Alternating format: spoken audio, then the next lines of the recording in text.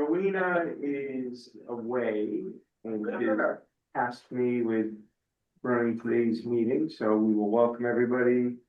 And I don't believe there is anybody that would like to comment from the public. Larry, any other participants? Not working. Oh, well, even if there were, but I'll work to get them back. as in the past, I don't believe I haven't been doing there. anything. So, the first item on the agenda, I don't anticipate we'll be having a particularly long meeting, but first item on the agenda is the approval of the February meeting minutes. I'd like a motion to accept, please. So moved. Is there a second? Seconded. All right, by Leland. Any, you've reviewed the minutes, any comments, questions? Additions, corrections, hearing none, all those in favor signify by saying aye. Aye. And opposed? That motion carries, so. I think we're just gonna move right into, are we ready with the pension report? Yeah. Okay. So March 1st, pension gross payroll for town, which includes PD and Board of Ed. The 98 retirees with a total gross payroll of $168,708.96, plus one QDRO spouse for a total of 99 participants. There were no changes from the ground on. Amy, I'm gonna ask you to keep your voice up because online, sometimes it's hard to hear. Oh, sure, yep, So sorry. just, Talk louder. For the fire department pension, 41 retirees for a gross payroll of $17,304.62, plus an additional $358.34 for the catching up of Sandra Jenkins because she was eligible January, but she didn't get our paperwork in to us to get her started until March. So we owed her back for those 2 months. So the total combined was $17,662. Plus the one QDRO spouse for 42 total participants and the one addition being Sandra Jenkins. There were no changes, pending retirements or retiree deaths within the last period. The current active employees as of the end of February, defined benefit pension plan had 26 contributing police officers, 20 contributing town employees, and 18 Board of Ed employees for a combined total of 64.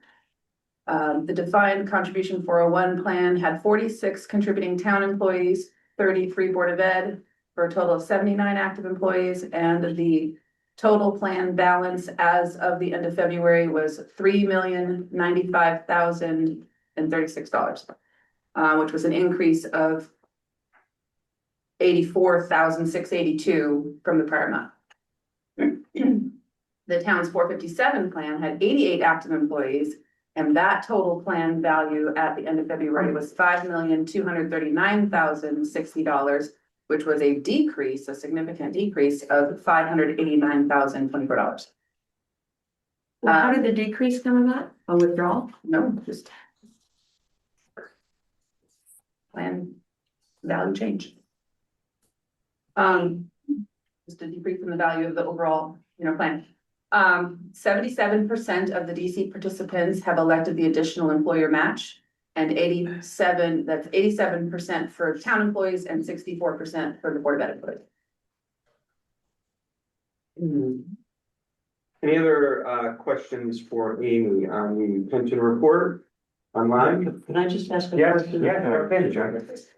What, rather than the gross numbers, what percentage of participants from the police department and public employees are actually participating? And why wouldn't anybody be doing what's necessary to get the pre-match? Because they're not contributing enough? They're not contributing enough, and it's a lot of it's Board of Ed employees, and it's because some of the Board of Ed employees that are eligible, Might be like paraprofessionals. Yeah, like paraprofessionals who lower earners and- just don't make that much. And how about at the So- police department? Are they? what Well, a percentage? lot of the police department, I would guess. 40 total town employees, including PD. And 77 or 87% total of the town, including PD, are matching. So there's 13% and I don't know, if I could look up the statistic on how much of that's PD versus, No, I'm Other just curious, towns, 'cause one of the things we used to focus on tremendously in order to boost morale was to make sure that we were getting as much of the free money to Yeah. qualified participants as possible, because it's a wonderful benefit, right? And Great point, and we have done campaigns. and we Basically do do make an effort to Yeah. educate everyone, new hires as they're coming. I'm sure you to make do, I sure didn't that they- understand that, I didn't know the percentage of, like, what is the loss factor, you know? Yeah, 13% of the people. I'll bet if you looked over at the PD, you would find it's probably 98% participation. Because they're making enough money. Yeah, right. And so, but it's a great point, and this is something that Morgan Stanley has focused on with us. Mhm. To really try to encourage people, because you put in 1, 2, or 3%, the town's gonna match it. Right, as I said, we do educate new hires to make sure they're aware of that option, to make sure that they are aware of what the total benefit to them is. And then it's up to them whether or not they take it. The other thing that we used to focus on is loans, the rate of loans. I don't know if this plan accommodates It does not. loan, okay, that's good. Yeah. Good question. To discourage that. Keep asking, Okay. keep asking, I know, it's your second meeting or third meeting. Yeah, Amy, I like the way you differentiate. Because you're living in a colors. different I like environment, yeah. Keep that up. I like that too, that Yeah, helps me narrow in on the. yeah, I like the way that. So Oh, no, you're- the paper. so Just you're- tell me what it's doing. You're coming from a different environment, so it is, it's great to have your input, because you might have some ideas or questions, and so ask away. Yeah, thanks. They do just on the police, they're not eligible for 401k, right? So like they, getting the complete match like some other town employees would is a little different. So sometimes they just feel like getting the, extra benefits and not, so. Kevin, you're another one, you gotta keep your voice up. I'm sorry. I hear it there too. Okay. So, I'll make sure I keep my voice up. the police, would you say the police are not eligible, would you say? For 401k, because they're part of the pension, aren't they? Well, they have the option. They have the option. Ah, They have the okay, option sorry, of but I one mean, or a the lot of them take the. Most of them Yeah. will probably take the Yeah. DB, but. So when we hire a lateral frequently and they already have a pension, they'll take the DC. Yeah, so. All right, Amy? Okay. All right, so can we move now on to Kevin? Yep. Speak nice and clear, sound good? Yeah. All right, Listen, don't make fun of me. no, it's, trust me, I need people to speak up as well. All right, I'm gonna go through the market slide, go through the performance, I'm gonna go through some of the manager performance. Obviously, there's been a lot, change since we last met, with everything going on in the Middle East. And that is, changing our, I think, assumptions as well, and that's one of the reasons we wanted to go over our capital market assumptions at this meeting. But they are coming out a little bit late, and I think that's because we've really made some changes to our inflationary and growth, probably secular, which is like the next 7 years, figures, like kind of ticking both those things, inflation up a little bit and maybe rates up a little bit as well. And growth maybe, a little bit lower. And hopefully I'll come out in the next few days though, so we can talk about that next month. Just go to page 3 of the market slides and right here, we're still expecting a 7,500, 7,800 base case. One of the things though, inflation target here, you see at 2.2%. I saw this morning we actually increased that to 4.2% for the end of the year. And that's mostly due to obviously the oil shock that we're having here. Everyone's seeing at the pump, right? You're paying $1 more than you were a month ago. I was just out in California and literally it's $7 a gallon plus. Oh, It's insane. I'm surprised you're not on Zoom to save. It's not bad coming up here. And then, we do think that, growth is probably gonna be a slightly lower, and one of the things that I'll get into a little bit later on is, the Fed funds rate. We were expecting 2 rate cuts by the end of the year. Those are now off the table. We're just as likely to see a rate hike as we are to see a rate cut going into the end of the year. We're not off the table. It's, You you think know, we're off the table? that's basically what the futures market is telling you. Okay. And basically, the way that we see it is that inflation is gonna be ticking higher, right? The job market is certainly getting tougher, and growth is going to be slower. So the Fed again is stuck between a rock and a hard place where they have this dual mandate between employment and inflation, and they're both moving in opposite directions, right? So it really they did cut in anticipation of the job market getting worse. But that was, I think, under the assumption inflation would stay between 2.5% and 3%. And that's obviously not gonna be the case anymore. So let me ask you a quick question. Yeah. So, feel like I've been around long enough to have a decent understanding, but maybe not, maybe I don't. Interest rates, federal interest rates. Historically, if we look over the last 100 years, right? Historically, we are not in a high interest rate environment. No, Right, I mean, correct. so this is what drives me crazy about this, is, people are like, we need rate cuts, we need rate cuts, we need rate cuts, it's like. Maybe not you, but everybody in this room, I scored a 7.25% mortgage, I was pretty happy about it with my first. And then when I refinanced to 5 1/8 on a 15-year, it was like a miracle, And, it just seems like we're living in these times where it's a little bit artificial in terms of what we're expecting in terms of an interest rate. Because right now, the Fed funds rate is 3.25. Yeah, I mean, Right.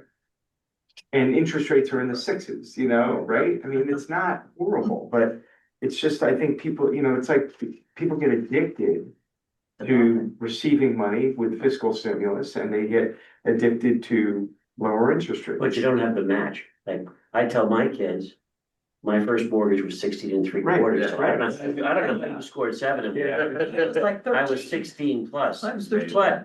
a CV, and I had no money at the time, I still have no money, but I had no money at the time, I was getting 21%. Yeah. Right, today, 30-year now you're, treasuries were 20%. right, and we're a cash flow society, unlike what we were 25 years ago, so this is all about what you can afford on a monthly basis, to me. Not whether or not you're gonna build equity for 25 years, it's about living for today. Yeah, I think to your point though, Carl, we've talked about this, I think, over the last few years, is that the abnormal time was when the Fed had rates at 0, right? That was the abnormal time. And I think people extrapolated that into being normal. And to your point about, the rates in the late 70s and early 80s, we've been in this interest rate cycle where rates have just been coming down for 35 years, right? And it's finally ticked up just like this teeny little bit. And basically, we're not even at really average rates yet. Like the average rate of the 10-year over the last 100 years or whatever it is closer to 5. And we're at 4.4 right now. Okay. And so we're actually below trend. And I know we've talked about this as well in the portfolio, is like, we have to increase duration, We've kept duration short. We have increased duration a little bit, but we kept duration short. And even the active managers are actively keeping duration short, because what I think the big worry is in the credit markets is that the Fed and the bond market can completely disconnect. Okay, they're interconnected, they should be interconnected, but if the bond market is calling the Fed's bluff, like the Fed's like, we're gonna cut, and the bond market's like, there's no way you're gonna do that. I mean, the last 3 times the Fed cut, the 10-year backed up anywhere from 10 to 30 basis points. So this isn't just like it cuts and then you expect rates to go further down. This is really, they cut, but they expect rates to stay higher for longer. And we're not even at average yet. We're still below trend. So that to us, I mean, you've seen, especially with the conflict in the Middle East now, rates have literally gone from 3.95 on the 10-year to 4.40. And that's a big move. That's a 10% plus move in the 10-year treasury. So anyone who went, to basically market duration on the bond, has been, again, like they're down 10+% just in the last month. Not a good, place to be. So when rates get very attractive again, okay, and that could be 5%, that could be 6%, maybe we'll never even get there. I don't know, but something that's above average, where it looks more attractive to get real long duration, we're talking 5, 6, 7 years, we will come to you and say that. We're not of the mindset now that we have to take extra duration risk, especially because the 2s10 spread is actually inverted again, not inverted, I should say, but narrowed again. So you're getting actually more on the short end of the curve than you were just even 3 months ago. But yes, that, to your point, I think everyone just assumes that Fed cuts rates go lower, and that just has not been the case. And we'd expect that the Fed is going to, again, hold rates steady, because they're gonna have this headwind of much higher inflation coming in. And unfortunately, oil affects everything that we do. It's gonna affect, the crops that the farmers get, and that's gonna affect our food prices, and that's, and then take into account that with the Strait of Hormuz being, basically shut down, right? And the lack of oil that's going through there, it's creating bottlenecks all across the globe. All right. So even though we're a net exporter of energy, and that's, thank goodness we are, because if you're an importer, you'd see like oil crises like we saw in like the late 70s.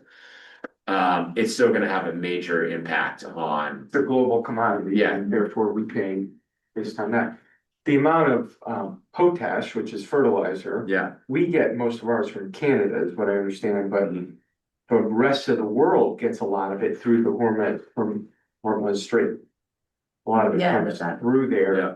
I read an article about that this morning. And so the fertilizer prices are affected for a lot of the world, even though we get 80% of ours from Canada, apparently. Which is gonna affect the farmers even more. Yeah. Yeah.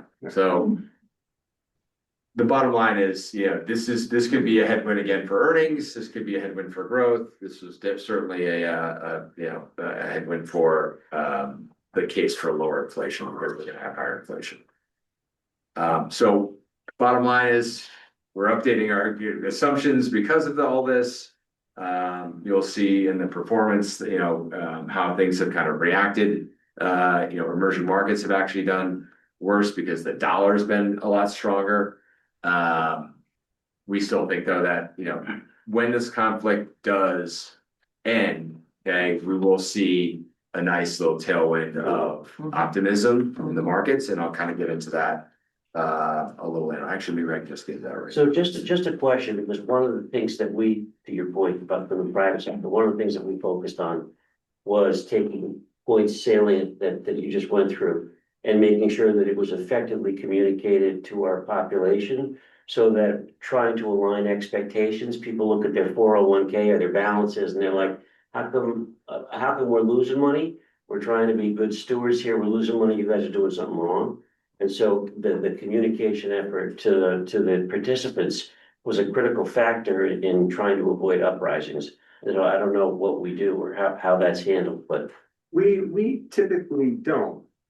So we can set stuff up, though, where either from Morgan Stanley or from Empower, we can send out white papers about topics of the day. And that's one thing that we're sort of aligning with some of our back office operations in terms of the participant communication that we can have. And getting into whether it's a podcast about our global investment committee talking about the war, or some sort of white paper, we can get That's into a those kind really of topics. good idea, actually, what Jim says here. So yesterday, with some of my other investments, I participated at 8 AM in a market update. And done because of the environment right now. So whether it's a one pager to kind of talk about stressors in the market right now, or whether someone from Morgan Stanley, with not you, but maybe out of New York or something, is doing a podcast or a market update, we can then push that out and say, hey folks, your money is with Morgan Stanley. This is a Morgan Stanley market update in these weird times Yeah. or something. I don't know if you guys are doing that. If you're not, maybe us pushing out a one page or something succinct, obviously, people are only gonna read so much. Yeah, I don't know if you have something. So as Kevin mentioned, we are developing kind of that back office, better communications with our participants. Honestly, that should go live in the next week or two, so, we are just kind of getting that up to speed. We haven't tested it out yet to make sure that all the, everything goes through, but it is a process that's been utilized by other teams and groups with their participants, and so, and then also in terms of what we push out is all goes through Morgan Stanley compliance. And so it's fully, compliance ready and that's something we can do. What I've noticed in the past is that you don't want to give too much because then people start to ignore it. So, quarterly basis can be a good one, twice a year. And we can develop that cadence with you all as to what you hear from the participants, if it's too much, and if it goes over their head, or if it's if it's too little. And that's hard to calibrate when you have a scope of 100 employees or so, but we can get there. Yeah. Yeah, so what I participated in yesterday was literally 23 minutes. And it was just like, you've seen this 100 times, by the way, everybody here has. If you miss the best 23 days in the market in the last 40 years, right?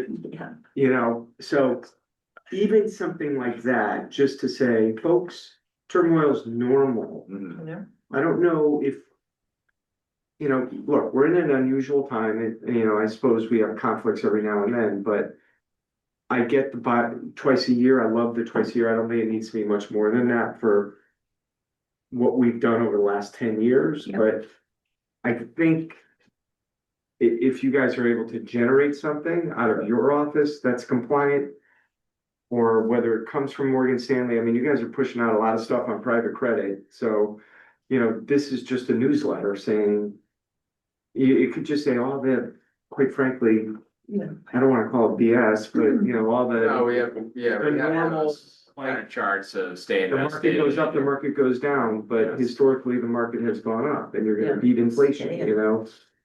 Yeah, I think one of the things too is the market's really only down about 3%. I know, For the it's not year. even in correcting territory. It's crazy because people are really worried, obviously, for a good reason too, because the market could continue to bleed down here, but generally, just in a normal year, we get 4 or 5% corrections and 10% correction. Right. Right, I mean, Right. that's in a normal year, we're not even at a 5% correction yet, right? So The market- we are at, from the peak, we are down about 10%. But, in terms of just the year to year. Incredibly resilient. It's been, very resilient. Sorry, go ahead. I was just gonna say, in addition to market-related communications, we also have workplace communication. So, best practices, encouraging people to save, talking about tax advantages, about the importance of saving for your retirement. So they have double types of communication that we can put out, both market-related and then also just best practices. Yeah, I think it's great. Is this something, or I can ask this offline, but if you would like to review it first, or if we deem it that it could be. Well, look. Carl Fortuna reviewing what Morgan Stanley writes. And editing is probably inappropriate. So, No, just like. I'd like to, Yes, to Yeah. make sure. yeah, I would like to, I mean, I think, yes. We'll like give you a heads up. Yeah, I think Perfect. sending it out maybe to this committee Perfect. and, but I really think it does need to be, one pager type of thing. And, but if Morgan Stanley ever does do a market update podcast or Yeah. a podcast that would be interesting to our stakeholders, the notification that you may do to tens of millions of people, Yeah. Maybe we can send that out periodically and say, hey, folks, if you want to hear what Morgan Stanley is saying, tune in. Yeah, we're getting it basically, we're getting it set up where, you'll scrub all the participants and basically send an email directly to them, which is an interactive email, which says, if you're interested in, general education on why you should be invested in the, 457, boom. Topics about the conflict in Iran, I don't know, some other, educational topic. Like basically it's an email that they can kind of click through and decide what they wanna. Yeah, sounds great. Yeah, thank you. Great. Just go to page 22. I'll kind of just end on this. To your point about staying invested, okay, military conflicts, usually history is sort of short-lived. On a 12-month basis, you can see on the left-hand side around the S&P 500 returns around the geopolitical events, big dispersion between positives and negatives. The average is obviously a positive 10.6%, 12 months out. 3 years out, it's all positive with an average of around like 17%. Okay. So these things tend to happen. But the market again is, very resilient and will start to recover before the conflict even really is resolved. And then on the right-hand side, I just want to point out here, this is another reason that we feel that emerging markets and international are still going to have a very good tailwind kind of going after this conflict is resolved, is because the dollar index basically is flat, right? It's about 1.2% after these conflicts are, again, with a lot of dispersion again on the 12-month, but we still think that valuations and earnings power and the dollar is not going to strengthen as much over the next 12 months. It's basically relatively flat. But that chart on the left is like exactly, It's one of the powerful. things I'm talking about. And I think people are just worried that the conflict's going to go on for a long time. I don't see how that's possible given all these bottleneck constraints with fertilizers and oil. The global economy just can't operate under those situations. So And you're talking about like a 3-month, at this point, almost like a 3-month unwind of what's been done so far. I mean, it's going to take a while to get that supply back Yeah. online. It's been cut basically from what I've heard, something like, I can't remember how many millions of barrels go through there a day, but it was like 18 or something like that. And it's less than 2 are going through right now. So any questions about that? I would just like to ask you a general question on private credit. Yeah. First of all, do we, that you're aware of, do we have any exposure to private credit? And secondly, can private credit, what's the likelihood it can become a contagion? So we kind of, if you want to go to, here, the AI page that we've kind of showed you guys before. Where is it? It's this one. I don't even know, maybe it's not even in there, but we've shown you the page before where AI, OpenAI and Microsoft and all the intertwined, loans and things are going on. Disney just canceled $1 billion investment into OpenAI for some, content that they were going to create for them. So the answer is it can spread pretty quickly. All right. And what's happening right now, Morgan Stanley, obviously, Morgan Stanley's own private credit fund has put up the gates, right? And a lot of private credit funds have done the same. So you can't withdraw your money right now, which is, basically not a great sign.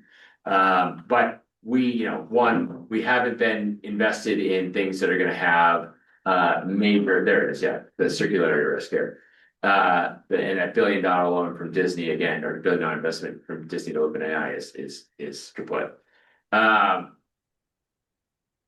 So, something happens with one of these data center loans, basically, right?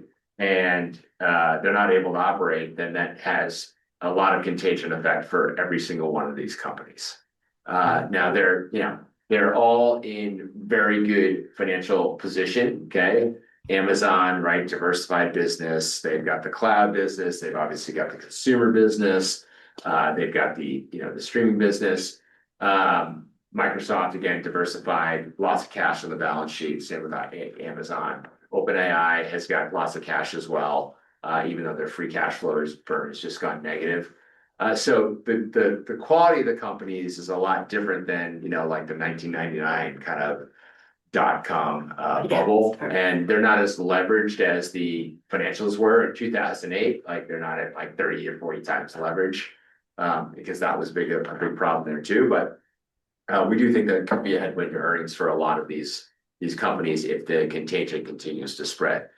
The BDCs, the business development corps, are the ones that are really going to have a tougher time because they hold a lot of the private credit that they can pay out in return to their investors. And so those have, gone down by about 10 to 15% each. But you don't own any business development corps in the portfolio. So far, I'd say, no risk. But there will be a risk to just the overall market because AI has contributed at least 1% to 1.5% of GDP growth over the last, 2 to 3 years, right? So if that goes away and the consumer is the one that's left and we're paying high oil prices and higher inflation, that's not going to be a good sign for US GDP. Right. So, It Good, seems Paul. to me these things have a way of sneaking up behind you and biting you in the backside. And You're 100% correct. yeah, Correct.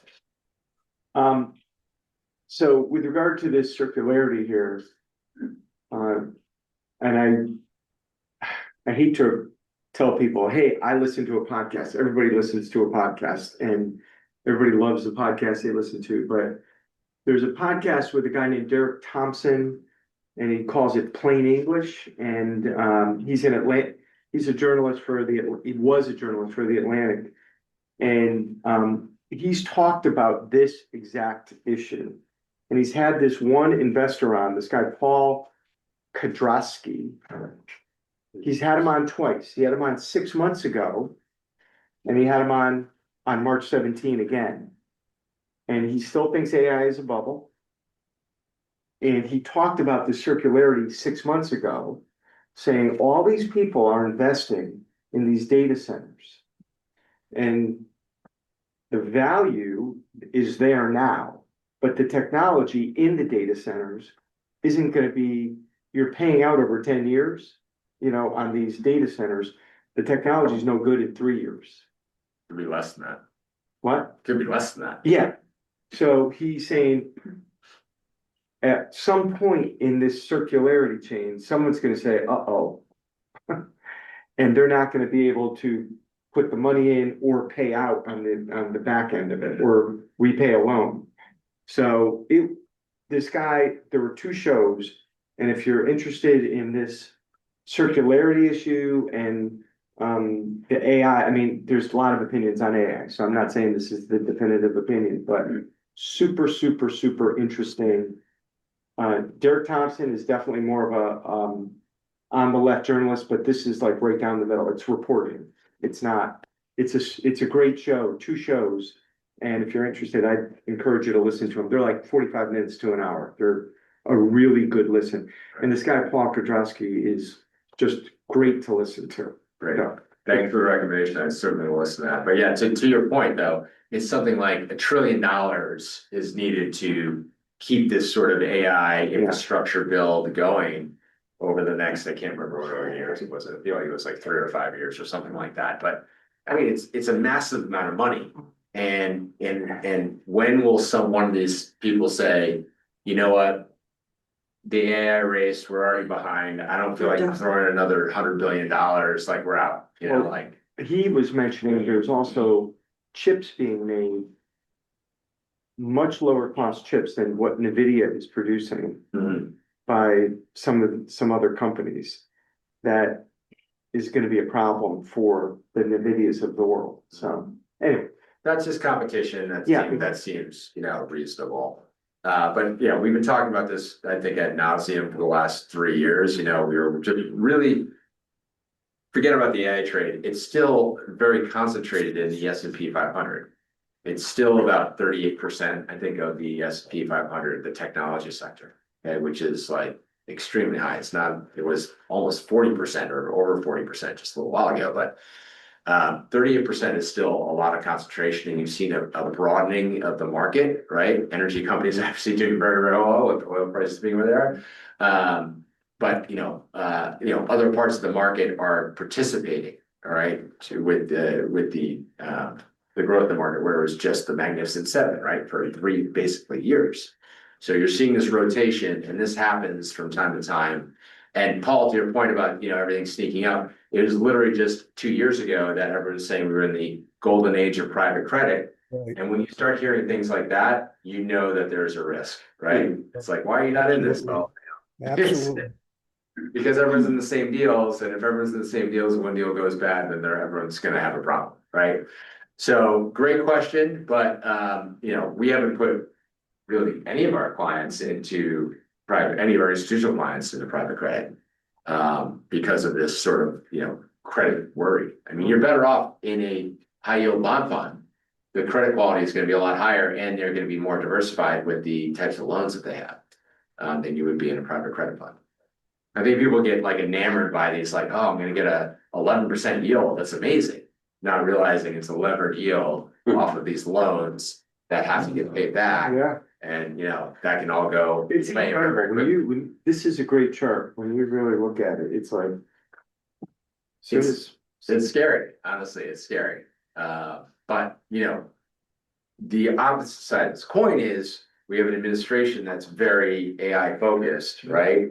And is putting a lot of money and sort of backing behind being the leader of AI. So this could go on for a lot longer than we think. And these companies could obviously benefit from that, right?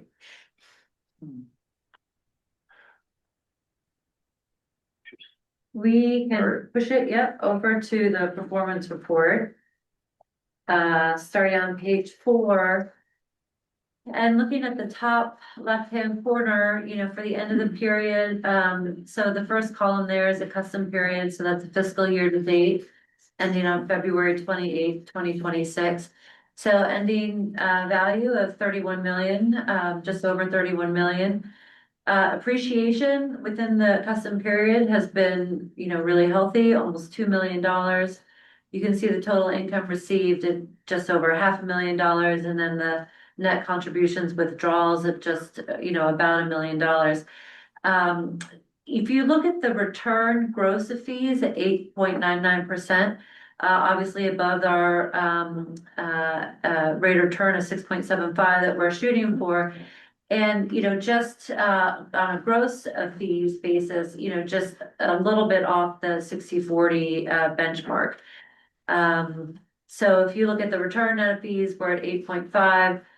We are under the IPS, but again, tracking very closely to the 60/40 index, and really a very healthy return considering kind of our conservative nature of the portfolio for the custom period.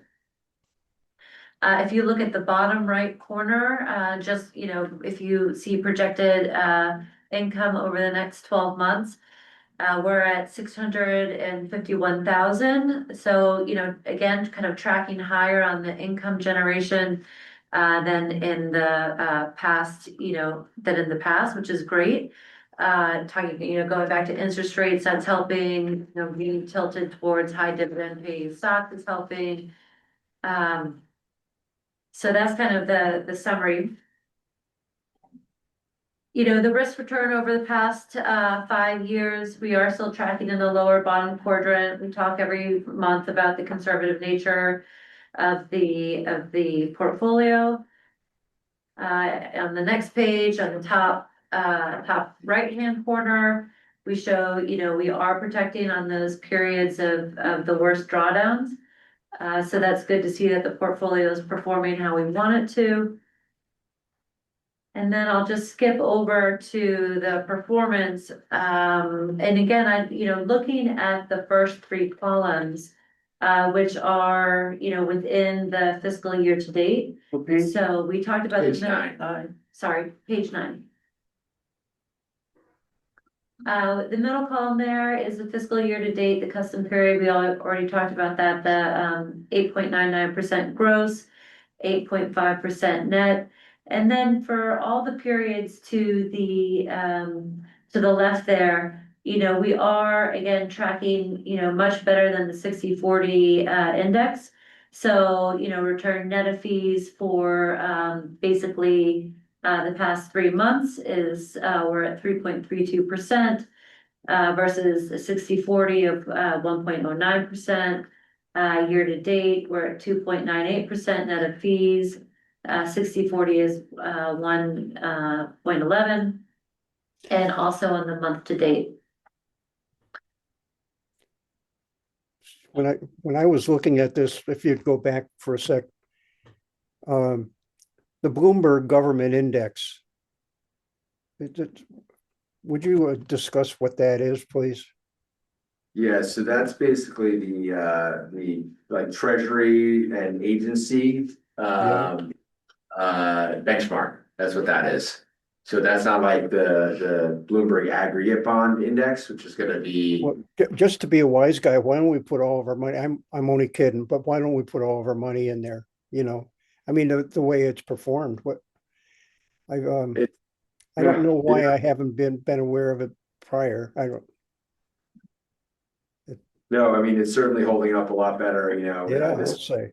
probably doing even better, this month as well. To me, it's basically like a cash equivalent, right? It's just sort of like the way that we sort of have that in there. Yeah. Yeah, it's done really well, jeez.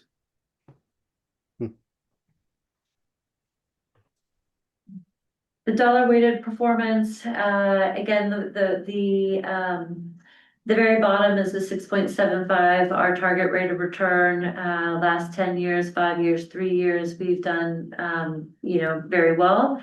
Compared to that targeted, and Kevin and I were kind of talking yesterday about if you look at year to year, so it's not captured on this slide, that we have met that, assumed rate of return, over every custom period. And again, we are looking at that for our custom period, year to date, which again is the middle column.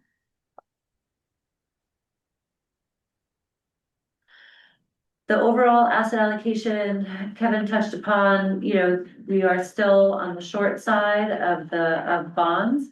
And we've actually noticed that with our active bond manager, that they have gone a little bit more short as well, tactically. Everything else is a little bit, you can kind of see, I'll highlight it up here, you can kind of see, this is how we kind of saw that our bond manager is tactically going a little bit shorter. Everything else is a little bit, is in line. Yeah, so one thing just to point out, so you kind of see that, the investment grade bonds at 9.33 and the short term at 11.59. We've always been, more short. We've been moving money more towards the intermediate term manager though, over the last, I'd say like, I don't know, whatever, like 12 to 24 months. And even moved some over a little bit more over in the last 2 months.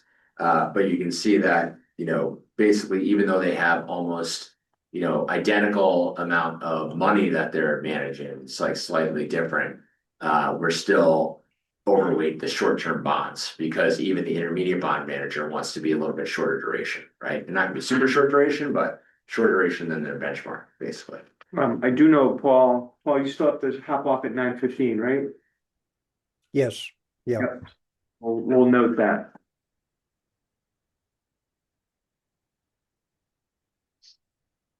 We talked a lot about diversification and, just looking at the last 3 months, the best performing areas of the market, emerging markets, international developed, small caps and mid caps. Just kind of goes to the one negative there was the large cap. Just again, highlighting the importance of diversification. And then I'll pass the manager page over to Kevin. Yeah, so, I'd say the positives that we have here are that the managers that we added just a little while ago, London Co especially, but even Davis advisors, doing much better than their sort of their counterparts. So they've been actually positive attributes to the portfolio. But we want to kind of like also, and Siegel, Brian Hamill has done, very, very well considering, it's in a more volatile asset class like small and big caps. It's actually done pretty well, even with the drawdown from this past month here. But we did want to point out, a few managers that we are sort of evaluating, I guess you could say. One is John Hancock, large cap core. You can see on the custom period, they're lagging by about 600 basis points. We've been through periods like this with them before, so this is kind of nothing new. We've seen this before. They basically have been in two parts of the market that have been affected. One has been affected by possible replication or replacing of AI, like Adobe and Salesforce, those types of names. So those names are down about 20 to 30% just over the past 12 months.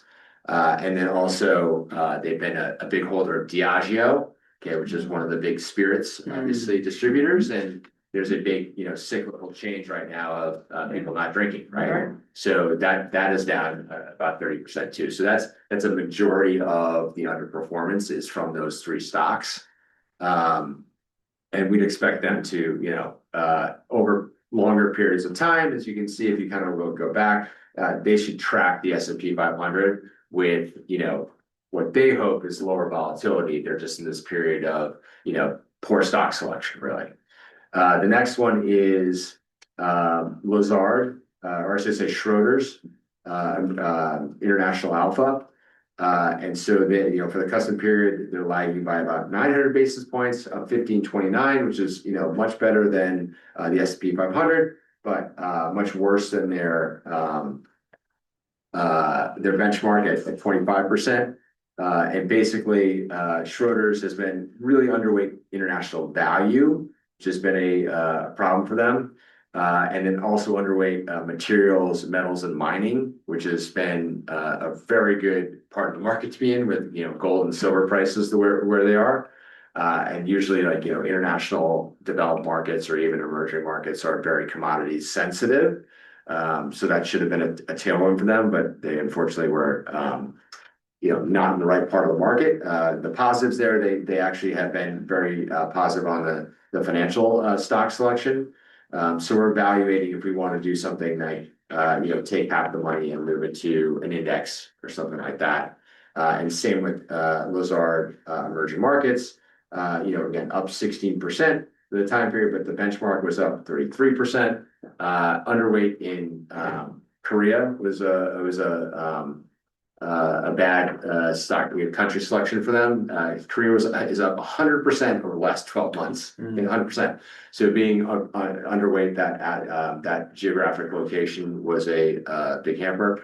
And then part of the index, one of the major parts of the index is Samsung, and they do not own Samsung, and just not owning Samsung last year cost them 400 basis points of performance. And so while we like their expertise in emerging markets, we feel like, the performance over longer periods of time, if you remember, when emerging markets were doing poorly, Lazard was actually outperforming, right? I think it was outperforming by about 300 basis points on a longer period of time. Now that emerging markets that are doing well, they're underperforming, but the dispersion is very significant. So again, we're evaluating if we want to put half of that into the index.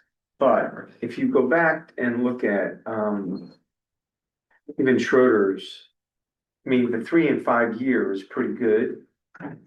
And I mean, when you look at Lazard, when you say they were outperforming, but their 3 and 5 year. Yeah, so this is a moving time target, right? So what I'm saying is, like, if we went back to last year's report, okay, before emerging markets started doing well, and we looked at the 5 year, I think they're outperforming by 200 to 300 basis points because the start date's different, right? Okay. These are rolling periods. Yep. So the rolling period now is that they've underperformed.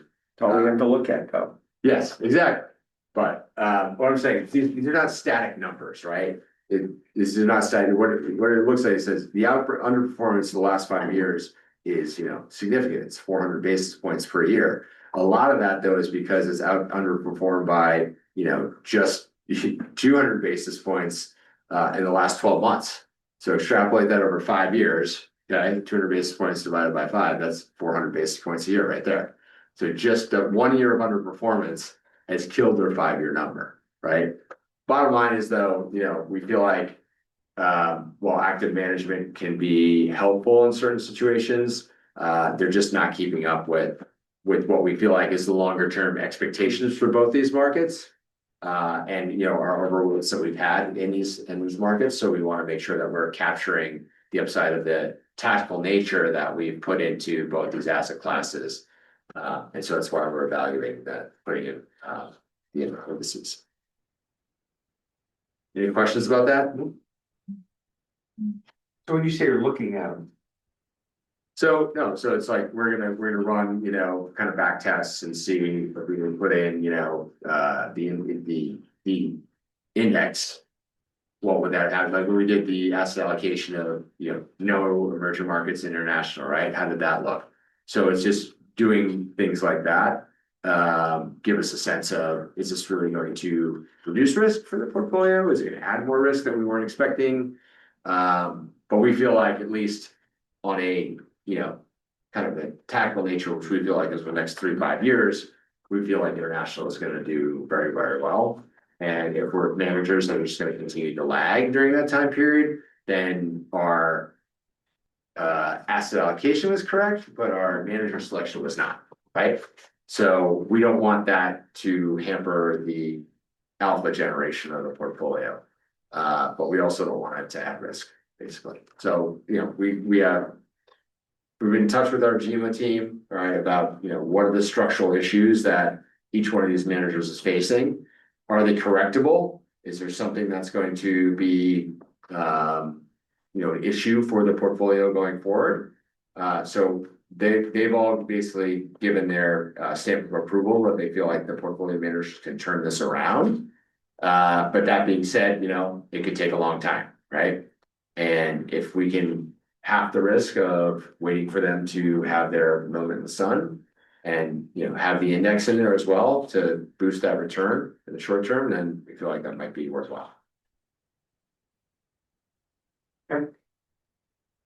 As Paul brought up the private credit, I just thought I would point out in the reports, it's in here every report, but on page 20, we do list all the bonds that the portfolio owns.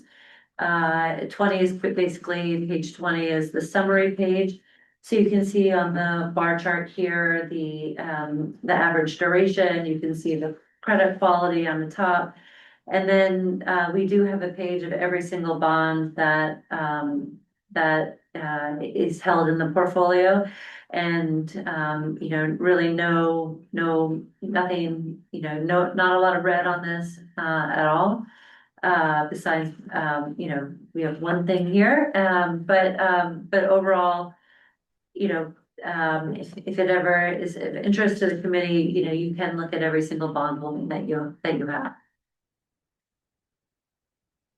You know, here, this top kind of line at the top on page 21, you know, shows that the modified duration is 2.63, as Kevin had mentioned. That's we're extending that. We're in the process of extending that.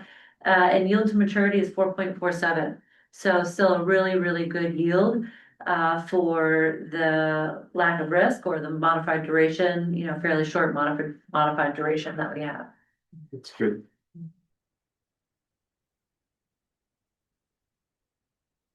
Any questions? You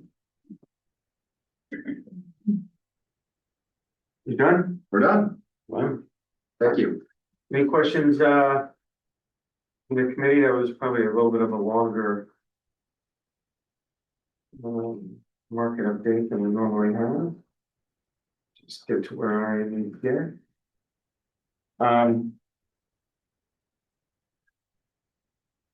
All right, so any older new business for anybody? I I have a will, question. yeah, Susan. I know the papers have indicated that the Board of Ed said a lot of their increase was driven by benefits. Increase in their. Health insurance. Right, Particularly. but we don't manage, as a committee, we don't manage the Board of Ed's benefits. That's a good question. I mean, so. Yes and no, actually is the answer. So the charge of this board is to manage the investment assets and to be advisory on other benefits.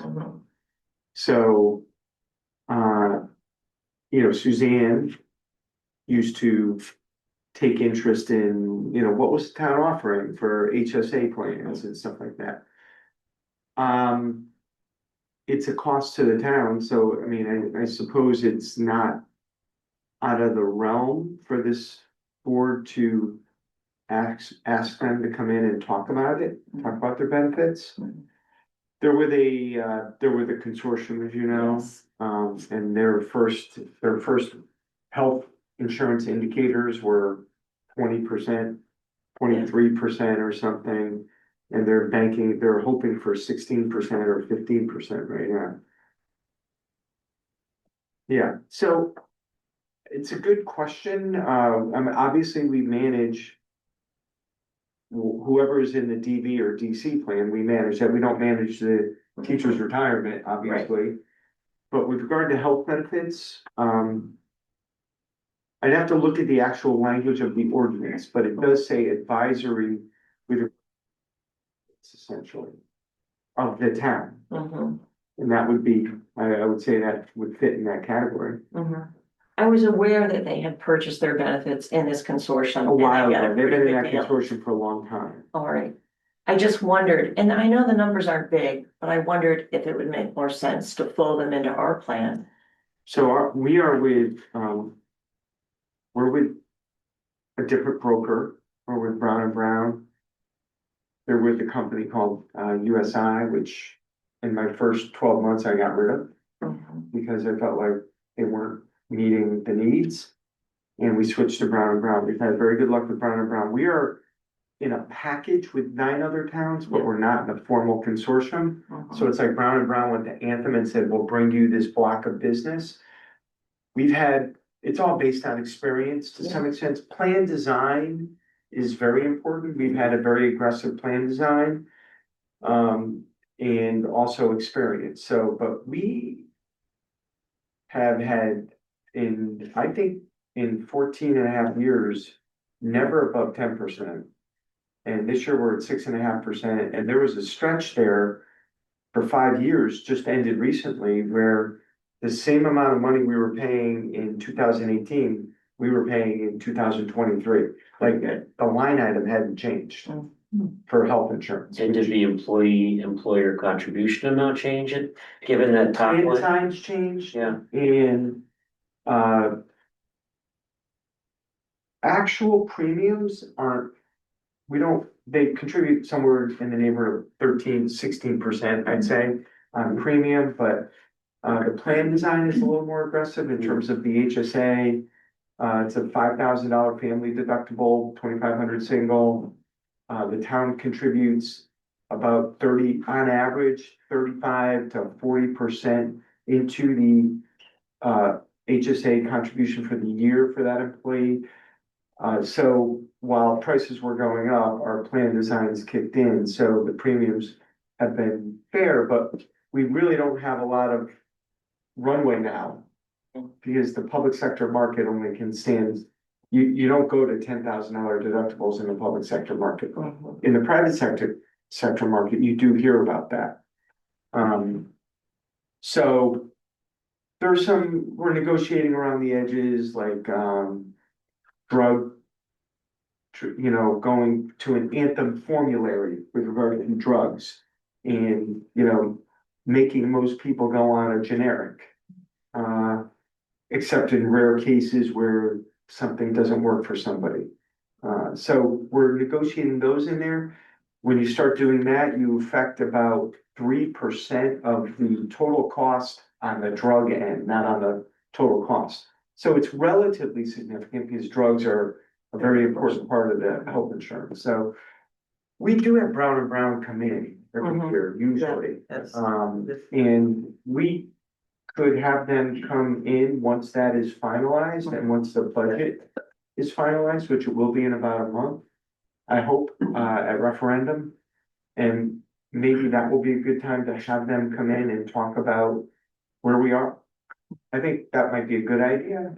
We do it every year. I think we do it every year or every other year. I can't remember. I think we try to do it every year. Yeah. Life insurance has been very stable for us.